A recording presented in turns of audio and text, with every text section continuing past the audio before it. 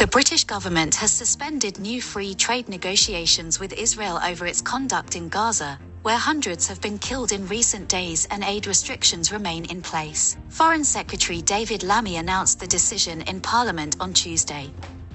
He also confirmed additional UK sanctions on illegal Israeli settler outposts in the West Bank and summoned Israel's ambassador, Tzipi Hotovely, to the Foreign Office. Lammy said the UK-Israel trade agreement remains in effect, but no new discussions will be pursued while Israel continues its current military actions in Gaza and the West Bank. I'm announcing that we have suspended negotiations with this Israeli government on a new free trade agreement. We will be reviewing cooperation with them under the 2030 bilateral roadmap.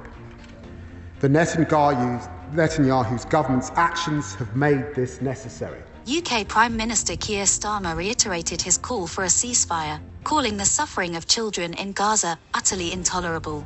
But first, Mr. Speaker, I'd like to say something about the horrific situation in Gaza, where the level of suffering, innocent children being bombed again, is utterly intolerable. 3 individuals, 2 illegal settler outposts, and 2 organisations supporting violence have now been added to the UK's sanctions list. The UK's Middle East Minister, Hamish Falconer, will also relay concerns to the Israeli ambassador over the prolonged aid blockade in Gaza, calling it cruel and indefensible. Israel responded by calling the sanctions unjustified and said the free trade talks had already stalled before the UK's announcement. Domestically, the Labour government faces growing criticism for not taking stronger action. MP Sara Sultana and former Labour leader Jeremy Corbyn accused the government of complicity, citing ongoing arms exports to Israel, including support for the F-35 jet program. Every F-35 is built in this country, 15% of it.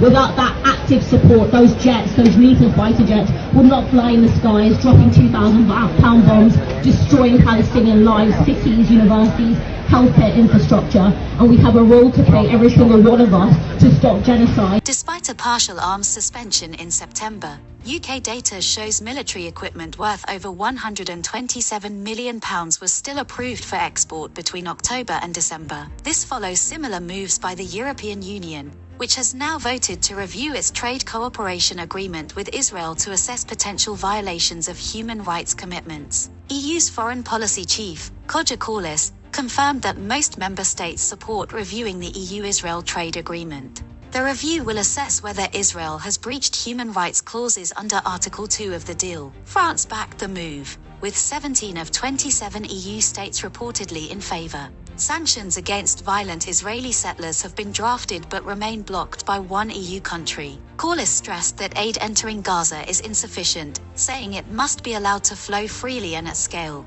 It is clear from today's discussion that there is a strong majority in favor of review of Article 2 of our association agreement with Israel.